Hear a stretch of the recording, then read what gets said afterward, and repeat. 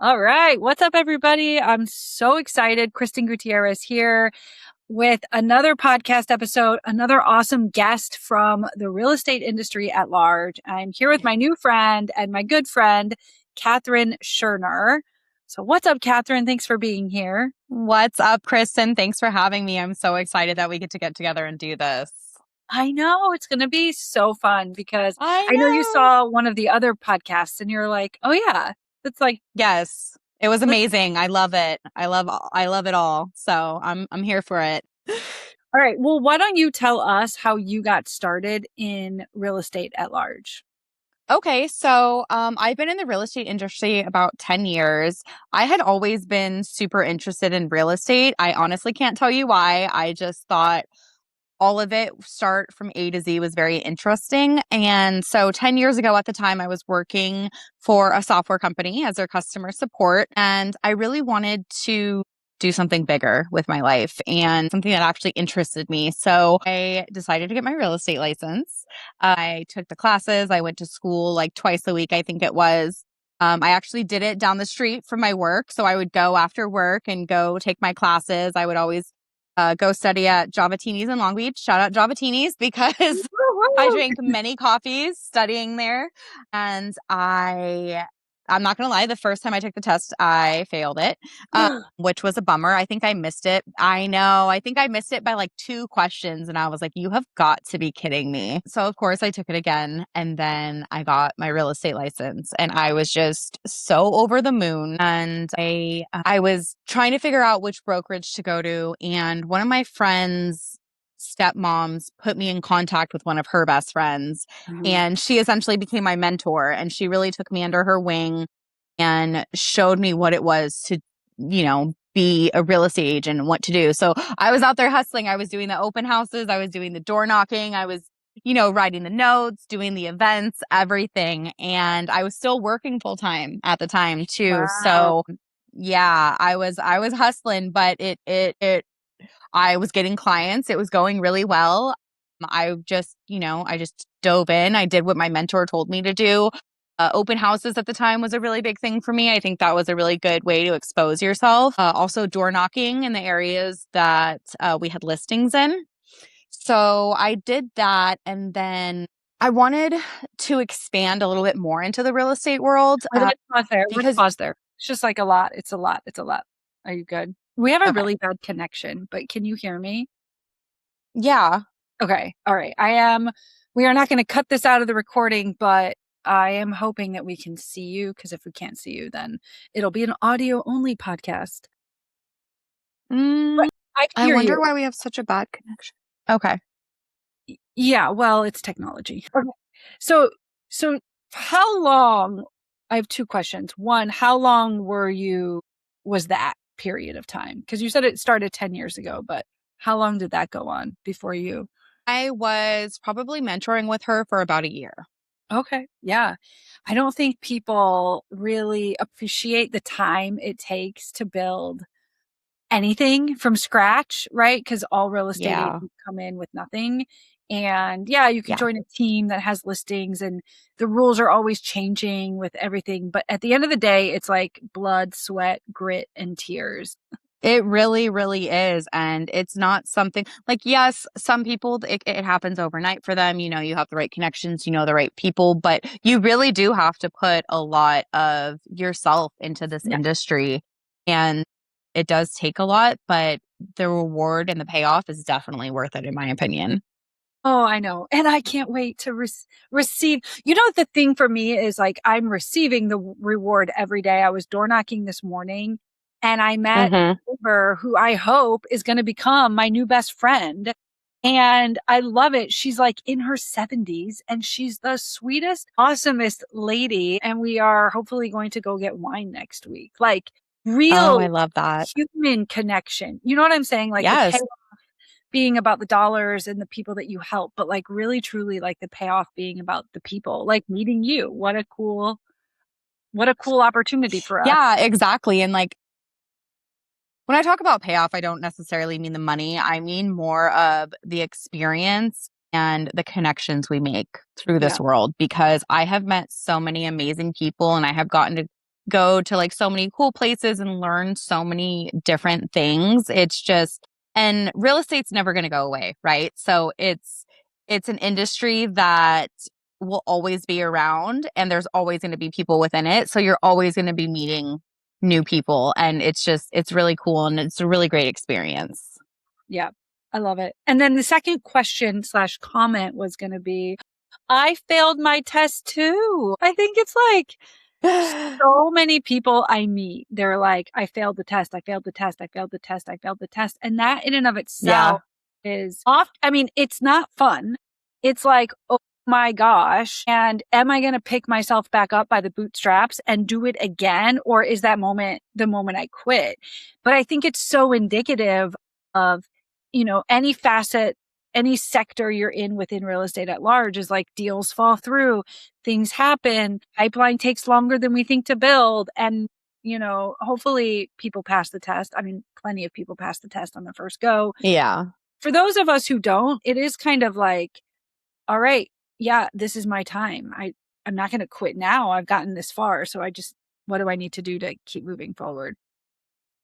Exactly. I feel like it's almost a rite of passage if you fail it at least one time, because so many people that I've talked to have failed the test quite a few times. So, and I think this test I have never studied for something so hard in my entire life. And the fact that I missed it by, I think it was like two, I was just like, this is insane. And I was bummed. I was like, you know how sometimes, like, because you put so much into something and you fail at it, and then you're kind of just like, oh, maybe this isn't for me. But that's just negative self-talk. And we have to remember, like, Yeah. we can do this. So I, I think I took a crash course that actually really helped me too. And then I passed. In So between I was failing. very, very excited. Yeah. Yeah, me too. I did the same. Shout out to Sharon Butler, or I don't know if that's who you do, but shout out. Like, I just had a friend who's a mortgage guy have to take the DRE out here in California. And he went straight to Sharon Butler because everybody in his mortgage company had recommended it, and he had been a mortgage broker forever. But yeah, it's kind of like, why not take the study guide? Why not get in a study group? Why not Yeah. whatever? But again, there's so many islands within real estate that it's not always like you don't join a brokerage and then take the test. You're more No. likely to take the test and then join the brokerage. So you're kind of out on your own. But so many Yeah. of us find the Sharon Butler or the crash course, you know. It's so funny because a lot of people that I've talked to, if they're looking into getting into real estate, I tell them, I say, take a crash course before you take the test. It is extremely helpful. And I know a lot of people that have done it, and it's been helpful. So that is my number one tip if you're going to get into real estate. Obviously study yourself, but also take a crash course. Katherine, dropping tips. Okay. Yeah. Cool. So you did about a year in the traditional as a realtor space. And then what happened? I wanted to just step into the real estate world a little bit further. So I applied for a job as a property manager. Ooh. And I got it. And I had never done anything like that before. And it was scary, but it was one of the best things I've ever done. I just kind of hopped right in. I had a girl that was the previous property manager. She taught me for like about a month, and then she just never showed back up one day. So I was very like in the trenches, like, okay, we got to figure this out. But it taught me a lot. And I have continued in property management for so long after that. And it's something that I hold dear to my heart because it's just property management is brutal. I'm not gonna lie. I know, that's why I said, ooh, because I'm like, Yeah. Yeah, we it's not for need the to weak of talk heart. about that. I mean, I've done it only because, well, so obviously, well, in California as a real estate agent, and also if you own your own home, you Mm-hmm. can properly manage your own home without being a real Mm-hmm. estate agent, Yes. right?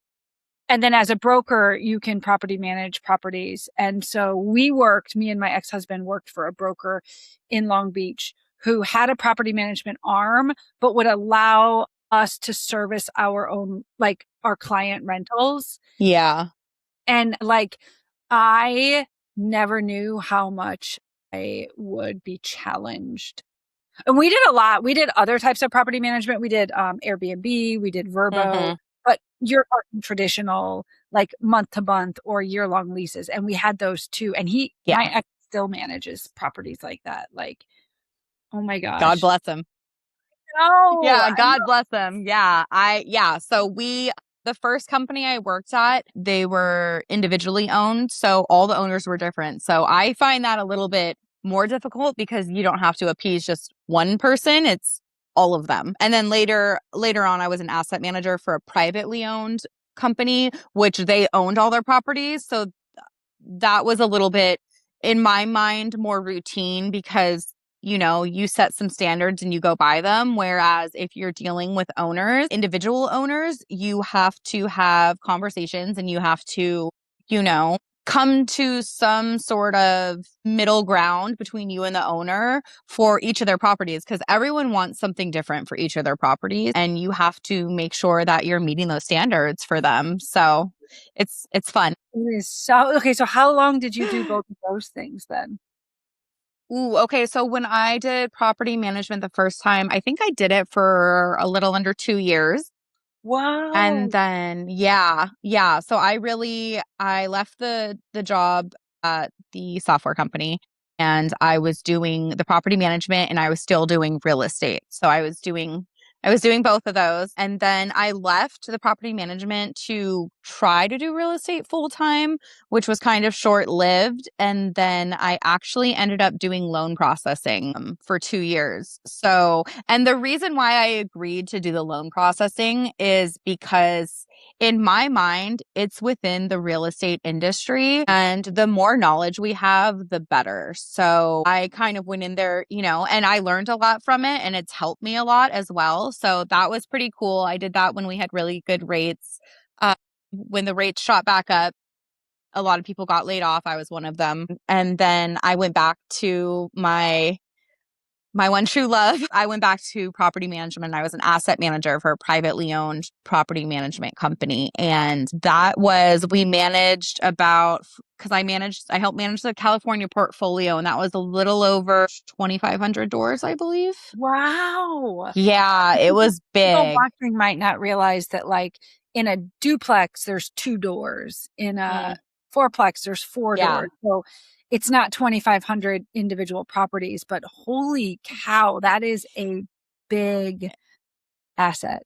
it was a lot. Yeah. And the first year I was there, I was like, what did I get myself into? It was so much like I pride myself in being very, like boots to the ground. We're going to get going. We're going to get this done no matter what. But it definitely was a challenge for the first year and a half, but I grew so much when I was there and I learned so much within that company. I would not change it for anything. It was one of the things that really helped me grow as not only a person but within my career. Mhm. And it was amazing. I've learned so much and I've been able to help people with all the knowledge that I learned there. So it Mhm. was it was great. Yeah. Okay, so a lot of time. So how many years have passed at this point when you were doing the 2,500 doors? That was like 4 months ago. I Oh my just gosh. left. Oh my Yeah, I gosh. just left. I was there for 4 years almost. And my friend Brian Gonzalez, shout out Brian, he had opened Noble Oak Escrow. And me and Brian, it's funny because I met him doing real estate. When I had first gotten into real estate, I would do showings for Brian on the weekends when he was either out of town or too busy. So that's how like our relationship kind of started. And then we kept in contact throughout the years. We did some property management stuff together. He's just really an all around great guy. I respect him a lot. I respect his ethic. And he had come to me and was like, "Hey, I have this position, and I think you'd be great for it." And I was like, yeah, okay. Like, we'll meet up, we'll talk. Anytime Brian texts me, "Hey, are you free for coffee?" I already know. So he had texted me for coffee. We go to coffee and I'm like, "Okay, Brian, why am I here?" And he just starts laughing. So I had gone back and forth with him for about a month. And then after just seeing his company and just the people that work there and the structure of everything and just how invested they are, I just felt something within me, and I just was like, okay, I'm gonna come, let's do this. So um, I've been there the past couple months, and it's been fantastic, and I just really look forward to helping build the company even more. It's a great company, and yeah. Okay. So you got your license 10 Hmm. years ago, and then you had a little bit of real estate experience. You had a way bit more specifically property management Yeah. experience. You did a stint in loans. Like we kind of glossed Yes. over that. You went in and out. Okay. That's wild. And then you ended up on the escrow side of the house. Like, isn't Yeah. that so cool that the real estate industry at large is so big? There's so many more That's why it's facets. my favorite. Yeah, that you could explore. I'm kind of the same as you. It's kind of like I've always been fascinated by real estate. Hmm. And even today, when my new friend was like, "Do you want to come see my house?" And I walked in and it was like a magazine in Yeah. there. I was like, "Whoa, are you selling?" Yeah. But just being able to see her home, all homes, no matter what condition they're in, it's just so fun. And the people you meet is incredible. We meet such great people. And honestly, one of my favorite things about being in this industry, I love going to open houses. I love You seeing do, the yeah. different homes, the different styles, architecture. I like seeing the flips that are done. Just everything from A to Z, I'm interested in. And I have met some of the nicest, most encouraging people within real estate. It's just really, it truly is a special industry. Right. So tell me about like Brian's one of these people, obviously, that you met and you just like really Yeah. respect, and then he approached you about a job. So let's start with Brian. Like, obviously, you said you met him doing open houses and such. But people might be listening like, how did you meet him? I mean, you and I met through a connection of somebody else. She recognized that you're a hustler, that I'm a hustler, and Dana put us in touch. So you and I met because somebody put us in touch, and then we've been attending the same weekly meeting and we're getting to know each other, including this podcast. But people might want to know, Yeah. well, I'm getting started, or that sounds like Katherine's path sounds like something I want to walk. Like, how did you meet Brian? And like, how did you make sure that that relationship stayed kind of like blossoming over the course of 10 years? Yeah. So we worked at the same Keller Williams. We worked within the same brokerage. And he had kind of asked a couple of the other well known agents if they knew anyone that was, trustworthy that could do showings for him. And my mentor was like, oh, well, Catherine would be a good fit. So I met with him, we talked, and that's how I met Brian. And that's how we started kind of working together. And I made sure because in my mind, like anything I do, I'm going to do my best and I'm going to make sure it's done right because anything I do, I look at as a learning experience as well. So yeah, some people might be like, you're showing properties for someone else. Like you're opening a door so their client, like, no, it's more than that for me. It's like, I'm practicing to do this for my clients. So, and I made sure to put my best foot forward. And, I'm a woman of my word. So if I said I'm going to be there at this time, I am there at that time, if not 5 minutes early. And I did that for some time. And what's funny is I think Brian is actually I, not how I met, but the owner of first property management company I worked for, Brian actually knew. And he Mm. actually vouched for me as well because I didn't have any experience. So here's this girl who has a real estate license, who has like customer service experience, but no real property management experience. So Brian actually vouched for me to the owner. So that was cool. And then just we've always kept in touch. We did, if he has questions about property management, he would always reach out to me. We would meet for coffee. We're both really big into real estate. And we would just make sure we kept those conversations, checked in with each other. And it wasn't anything crazy. It was, like maybe a couple times a year. And it's funny because we always said we knew we would end up working together one day in some Yeah. sort of capacity. And I think it's because we're both a lot alike. We're both very, boots to the ground. We're going to get this done. We're both very motivated. So, that's, yeah. Okay. Yeah, great. So it's kind of like some relationships, they feed themselves. Like there isn't really a strategy or a tactic, but obviously, as a human on this planet, right? Sometimes we have to like feed or nurture relationships because they aren't so easy. So I love like Yeah. somebody like Brian, I might call, it sounds like a work husband, for example. Whether he's married, I'm married, wouldn't matter. It's just like that one person that you like. I've had a lot of special relationships where it was truly with ease, effortless, and in the workplace. And it was like, oh, yeah, you go somewhere, maybe you'll bring me, or I go somewhere, maybe I'll bring you. But like, this isn't the end of our journey.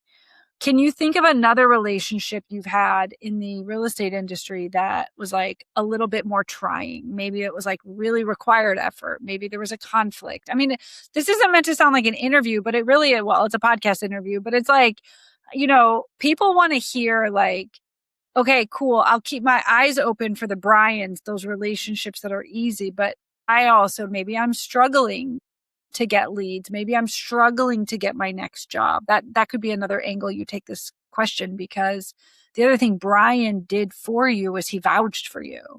And we often Yeah. underestimate the power of somebody speaking good for us on our behalf. So I'm just looking for Yeah, any definitely. tricks that we can share with the listeners.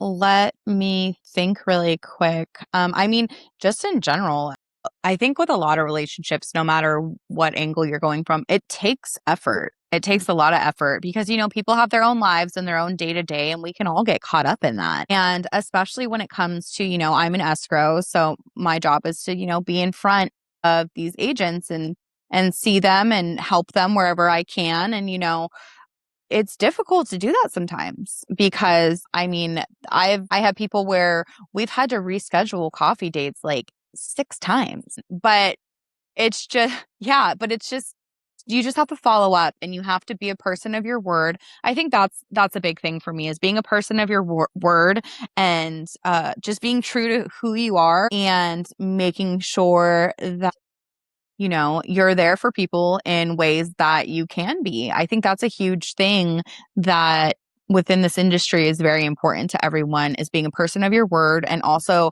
being there to support other people. I Yeah. think is the biggest thing you could do. Like, I want to be a cheerleader for everyone. I want everyone to win. I love when other people win. Like, I get so excited when someone's like, oh, I got a listing or we just closed an escrow or this or that. Like, even if they don't use us, like, I'm so excited for them.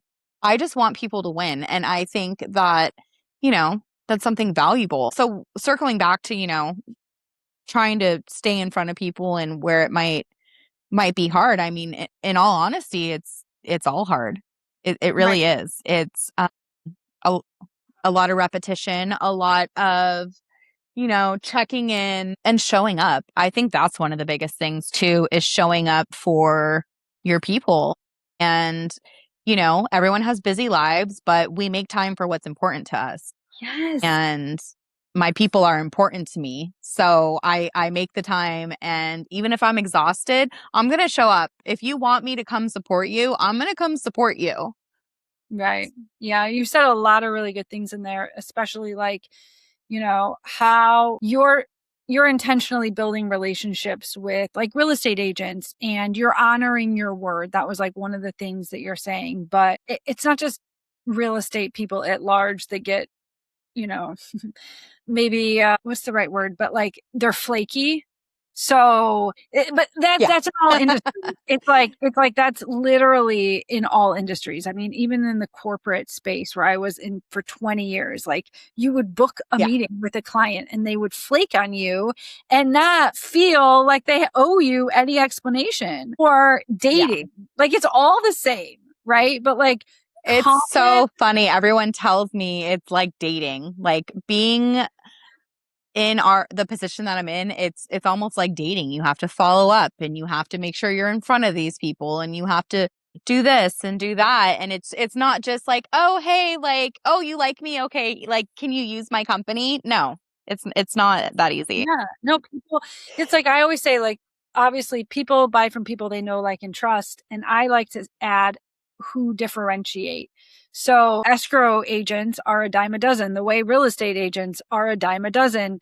But why would somebody use your company and you for escrow versus the other company? It's because they're going to build a bond with you, and or you're going to go above and beyond on the servicing of the escrow, and there's a Yeah. bunch of things, right, that matter at the end of the day. And that all starts at the front line where you sit, which is like in the relationship department. And with the dating aspect, it's like, hey, as an agent, I might say, hey, Katherine, I really like you as a person. I'm not going to use you as my escrow. Or I might say, I like you as a person, but my seller, or depending on how the contract reads, the buyer has their own escrow company. Like, that's okay, but I'm communicating that with you.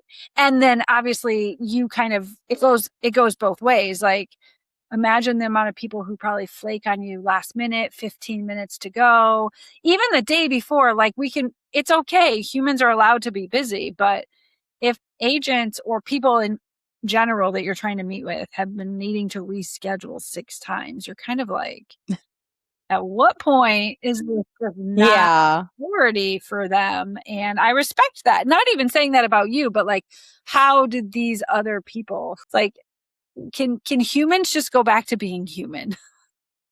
Exactly. And I'm really big on honesty. Like, Yes. I'm not like a BS person. Like, I'm very straightforward. I'm very honest and to the point. Like, and I don't want to waste anyone's time. Right. I'm not here to waste anyone's time. I'm not here to do any of that. And I'm not here to try to make all these agents switch escrows. Like, I know that they have their relationships and whatnot. I'm just here just because I want a chance, you know? Right. So, I think that's something that a lot of people, like, they're like, oh, no, no, no. Like, I understand that, but it's like, at the same time, I also think it's good to have multiple solid vendors in your pocket because things happen.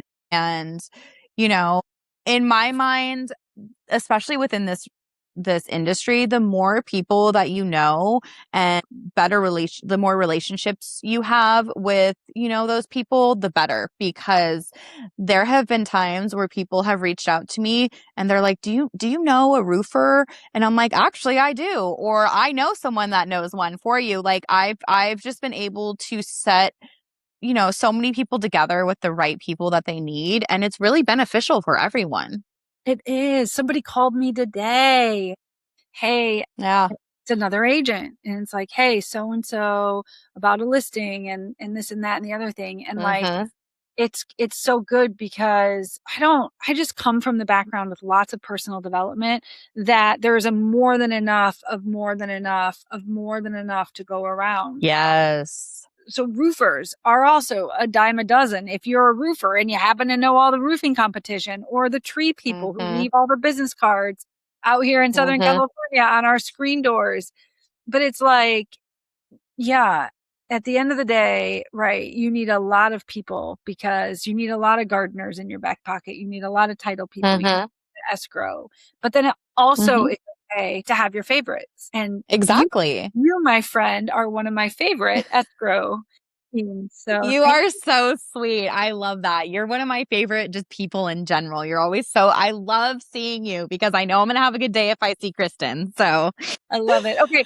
So let's just wrap up here. Then we've talked a little bit about like what your journey was and how cool and diverse it is. Cause I think people would really resonate with that. Like, there isn't a straight yeah. line to getting anywhere. And No. then you talked a lot about like the ease of relationships and, business relationships, and how fun that can be and rewarding. And then you Mhm. also talked a lot about, yeah, like how people need to be respectful. I mean, you didn't say it that way, so I'm not trying to summarize it that way, but like at the end of the day, it really is like, we're all in this together Exactly. collectively as like humankind. So whether it's Exactly. real estate or dating or anything in between, like, how do we just lead with integrity and like have honest conversations when necessary, and also know that the fortune is in the follow up. Like you talked about that a lot. Yeah, definitely. And, it's hard to have those conversations sometimes. It's scary to be honest and vulnerable. But, I've learned, especially over the past couple years, that that's what helps you grow and that's what leads you to the greatest places. Like the uncomfortable things you don't want to do are typically the things that will help you grow and lead you to the places that you've never been and that you want to go. So good. Oh my Yeah. God. Mic drop. Well, okay. So thank you so much for being here. Of I really hope course. the video turned out. So we'll have to find out after we end. But yeah, Katherine, like we'll gather your social handles and we'll drop them in the show notes. Are there any other closing thoughts? Just keep at it, even Mm, when you feel like you're failing, because a lot of the times in those moments is right before you're getting to where you need to be. So just keep going. And like you said, just lead with integrity and honesty and just be yourself and put your foot forward and keep at it. yeah. Oh my God. It's so good. Okay. You hang tight. Thank you so much, everybody. I'll see you guys soon.